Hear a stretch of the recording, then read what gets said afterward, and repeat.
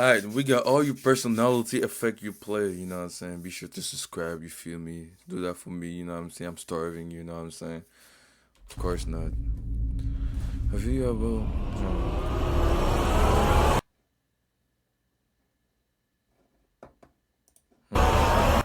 Turns out this video is actually pretty easy to write. In 2016, Dr. Jeremiah Appleton and his team ran a study where they would have gamers fill out surveys regarding their personality. They would agree or disagree with statements like, I have a colorful imagination when I am alone, I enjoy the company of others, I worry I am not accomplishing enough, or I feel the need to win even if it hurts someone else's feelings, etc., etc. All statements you can feel free to answer quietly to yourself if you like. Dr. Appleton then had the subjects report what video game genres they enjoyed the most. And in most cases, subjects that typically enjoyed JRPGs had more quiet, reserved personalities and often had serious doubts as to whether they had made the right decision or done the right thing in games and in life. Those that typically enjoyed platformers and more fast-paced games like Doom often had a strong tendency to be critical of themselves. Fans of puzzle games like Tetris or Hue prefer a certain amount of change and variety in their everyday lives, and become dissatisfied when governed by restrictions and limitations.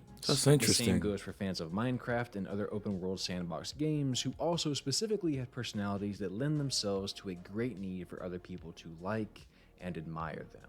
And if you're finding these statements to feel accurate of your own gaming preferences and personality, quit that, because every word of what I just said was made up, What? including that first line. This Yo, video was a yo. bitch to make. How does our personality affect what games we prefer playing? It's a damn good question, and one that has been investigated by people much smarter than me. But before we dive into this, I'd like to make a couple of disclaimers and a couple of examples out of you. I didn't set that whole opening thing up just to screw with you, although I didn't necessarily not enjoy doing that. I did it to point out that personality psych is a slippery slope. If you happen to really find yourself believing what is said about personalities there, you feel victim to the Barnum effect, which is how psychics and What's horoscope that? writers stay in business. Ambiguous statements that can be true of pretty much anyone when presented specifically that to personal? you about you. Oh, well, it can is very personal, easily bro. begin But I to don't even know. feel true. Bro, I don't Here, even that know was I a little bit of was. My confirmation guess was bias, right. I and don't suddenly even know it, everything bro. we talk about today may lead Never you to played the believe that game. you are an incredibly I did watch the creative person anime, just but because you put more hours into Persona 5 than your surprised I entire guessed it. undergrad degree. I'm not judging, that's a self-burn, but I just want you to be aware. Watch your footing on this video. Definitely don't Take see it the with hype on a that grain of game. Salt. Alright, enough disclaimers. Let's dive into the tremendously fascinating world of personality. One more thing though, sorry. You should know that personality is not the most rock-solid field in psych. There are measures developed to try and capture our personalities, but between the changing of age and the changing of culture around us, DVD. who we are is ever shifting. Also, most research tends to be correlational, so what we're talking about today is tendencies and a snapshot of what we think we know, not laws. So again, grain of salt. And its intersection with game preference.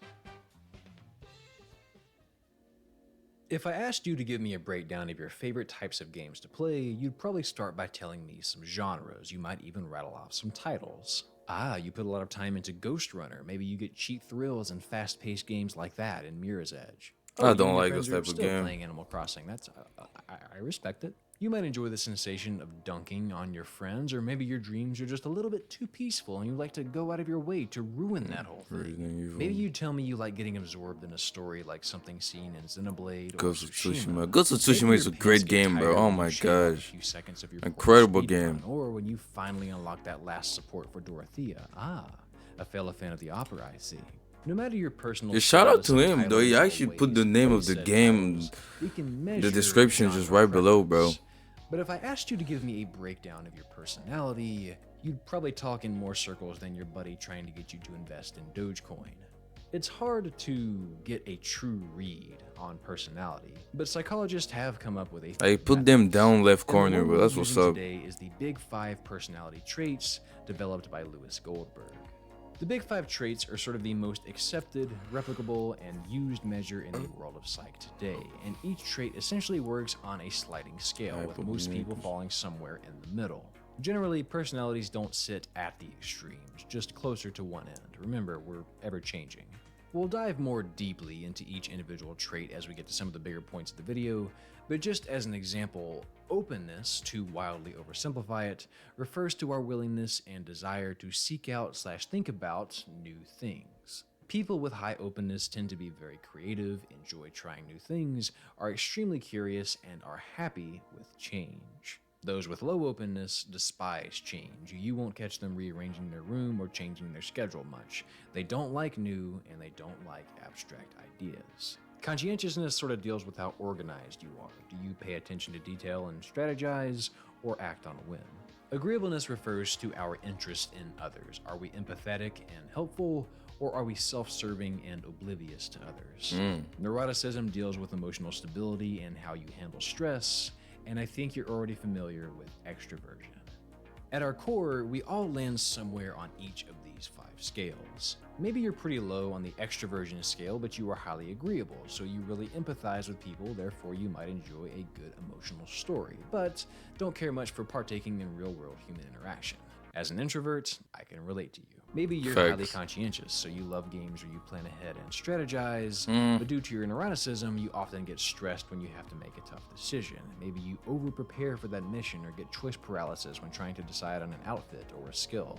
This is all my speculation, by the way. I'm just trying to give you an idea of how your personality might affect how you approach titles. Luckily, though, we don't have to speculate much. There has been some remarkable work done here by one Dr. Nick Yee of Quantic Foundry. In 2015, Yee and his team gathered data from over 140,000 gamers using their homegrown gamer motivation profile, which you can still take Super now if you Smash like, Bros. and I recommend you do at some point. It's really eye-opening and fun. Link in the description. Pop it open in a new tab and take it after you finish this. From this data, they found that gamers typically play due to a combination of any of these 12 motivations. You might play to stretch your creative muscles, you might play to get wrapped up in a story or to feel like you're someone else. Some folks do it for the challenge, some folks... If I'm the one doing it, to be honest, I'm definitely going with power, fantasy, excitement, destruction, and story. You know what I'm saying? I don't really care about I don't really care about strategy, bro. Like strategy, like I'm not really into that type of stuff. No, I'm really not that. I just want to go straight into action, bro. You know what I'm saying? Like Ghost of Tsushima, you know what I'm saying? Game like that, game like GTA. You know? The stories is really important, bro. I love stories. Folks do it for the power trip.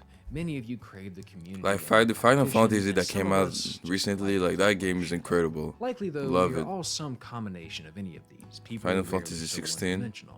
And since most people exhibit multiple of these motivations when playing games, Yee and his colleagues used a little technique called multidimensional scaling for the data, which maps out the correlation between these variables. If 2 motivations are more correlated, they are put closer together, whereas motivations that are less correlated are placed farther apart. Meaning, since these 2 dots are close to each other, if you were really into gaming for destruction, you are likely also into it for excitement, but less likely to be into it for strategy. Exactly, yo, that's what I'm saying. Full map from the data, you can get a better idea of what motivations are related. And you might see that you probably fall into one of these 3 clusters, or maybe even dip your toes into 2. Story design. Damn, I'm actually into 2. Pretty much into both the Of them, which is exact team noticed. There were 3 man, damn. higher probably fall into one of these 3 clusters, or maybe even dip your toes into 2 of them. Yeah, I'm with the 2 of them. Exactly what Yee and his team noticed. There were 3 higher level structures, 3 primary types of players that most motivation correlations fall Discovery, I like it as Action well. Like, social, which combines the love of how you get fast-paced rewarded by gameplay finding with things, player stuff like that. interaction. Immersion creativity, which combines the interest in stories, player expression, and exploration. And mastery achievement, which mixes the appeal of strategic gameplay, tough challenges, and chasing achievement. The discovery and power motivations are tricky. They don't really fit in just one cluster, and according to Yee, they sort of act as bridges between the 3 major groups. Meaning, if you identify with the immersion creativity cluster and the mastery achievement cluster, discovery likely really appeals to you. Now keep in mind, this is Like in simply them Elden motivations Rings. we're talking about, not how personality affects them. But what's fascinating is that much like the Big Five personality traits, the gamer motivations mapping is consistent across several different regions and cultures, which could suggest that gaming motivations and personality are both in some ways universal for all of us, and furthermore could be related in some sort of consistent manner. As I was reading up on this and writing the script for this video, I realized that all that was left to do was find proof of this relationship. And as I embarked on this noble quest into the sweaty migraine-inducing DMV that is Google Scholar and try to find some research that could connect the two, I was surprised to find that Dr. Yi had already broken ground on that research, making my job a lot easier. God bless this man. Only a few weeks later, the good people over at Quantic gathered data from the gamers who filled out their gamer motivation profile and a Big Five personality test. They then analyzed the correlations between the participants' offline personality traits and their gaming motivations. Pretty much what I made up in the beginning of this video, but this time I'm not juicing your kiwis, Connor. They actually did this and did it correctly. And what they found was statistically significant correlations, meaningful connections that, based on the sample size, did not happen by chance. They stumbled upon the invisible strings that connect who we are to the experiences we love. The Action Social cluster, which contains the high motivations of excitement, competition, and community, were largely connected to high levels of extroversion. Now, extroversion is usually characterized by people as being outgoing or being good around others, but research supports that it's more accurately characterized by excitability, emotional expressiveness, cravings of excitement, and gaining energy in social situations. Not necessarily being good in them, but gaining something from it, even if it's simply competition or attention. Consider this: you don't have to like people to be an extrovert, and yet you may still gain something from being around them. So you may very well choose to pick up fighting games because you're extra from being around them. So you may very Yo!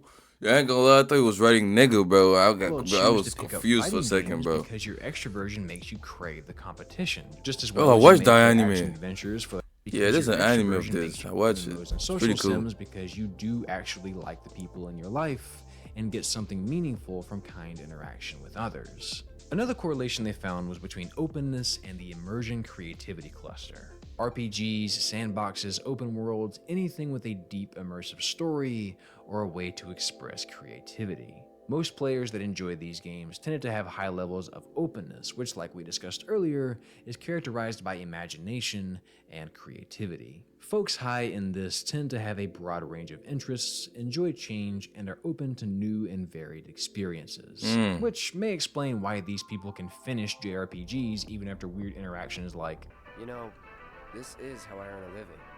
Huh? Really? I thought you were just doing it for fun. I suppose some people do. Hello, I'm some people. Nice to meet you. I joke, but this is 100% me. I'm here for the story, and I don't care how weird things get. Yeah, I'd be willing same. to bet that the Undertale fan base is full of high openness people because, again, the trait is all about painting outside the lines, which is probably why it also correlates highly to the enjoyment of sandboxes like Minecraft and games with hefty customization like Monster Hunter World. Conscientiousness was slightly mapped to the Mastery Achievement cluster, which makes sense. Highly conscientious folks are preparers, strategizers, Nah, that's not task-oriented me. schedule followers that likely find challenging strategy games like Advanced Wars and XCOM to be just the right scritch to their itch. The correlation here wasn't as strong as the others, but it may shine a little light on the type of people that enjoy finding all of the achievements. Again, that highly conscientious detail and task-oriented nature probably lends itself to finding some pleasure in unlocking all the achievements and getting all of the collectibles. Okay, I'm gonna come up for air now. That was a lot of big words. Couple things to note. The correlations here are significant and they were insightful, but they aren't exactly high, meaning that this only gives us a glimpse into what is usually the case, but is certainly not universal truths. After all, you may be the most detail-oriented, conscientious person on Earth, and yet hate playing strategy games because your personality ruins them. Maybe they just come off as a chore and you have too many of those in real life, so you'd rather unwind with something relaxing. Like I said earlier, fat grain of salt. If episode 1 and psychology studies have taught me anything, it's that There's always a bigger fish. and there is always an exception. But I do think that there is a lot of truth in these correlations. There is always an exception.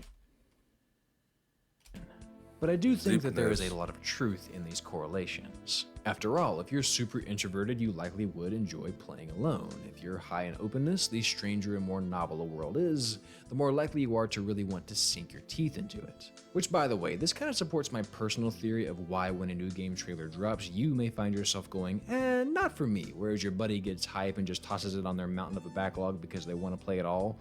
High openness is great and all, but if everything new is appealing, RIP to your buddy's wallet and free time. Or maybe you're the buddy. I'm the buddy. My backlog is bigger than my future. For what it's worth, my take on how who we are affects what we play has to do with personality reinforcement. We seek out not just games, but media in general that reflects our personality. Like Dr. Yi mentioned in the closing statements of this study, games are often stereotyped as escapist fantasies so that we can be who we're not. But we may in fact play them to better experience who we truly are, how we actually tick, and better understand our own identities. A few studies gathered in a meta-analysis by NCBI reveals that our music and television consumption is often for purposes of identity management, emotional regulation, and companionship, especially in younger people. Which leads me to believe that in a lot of ways, gaming may influence our personality in the same way personality affects our gaming.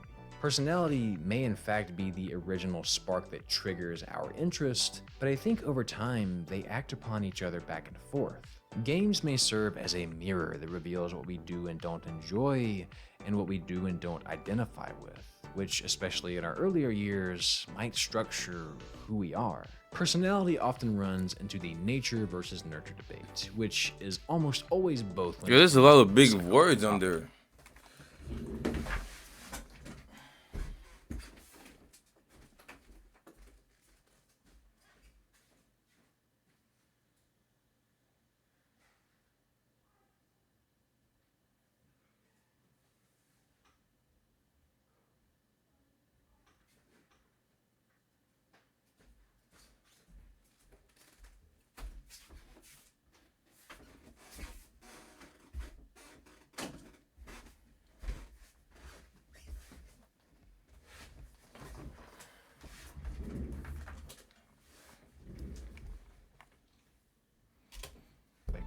Genetics certainly plays a part in personality, as has been shown in studies with twins. In fact, based on this twin study, genetic influence on the big 5 traits were all estimated to be around 50%, which means the personality is likely half formed by our genes and half by our experiences.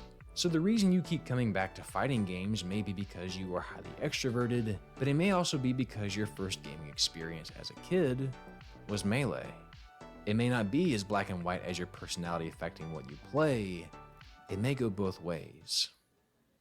A couple of stray thoughts before we pull this video out of the oven. Age is also a huge factor. Some research presented in 2003 suggests that as we age, our personality shifts. Conscientiousness and agreeableness tends to go up through your 20s, and openness tends to decline.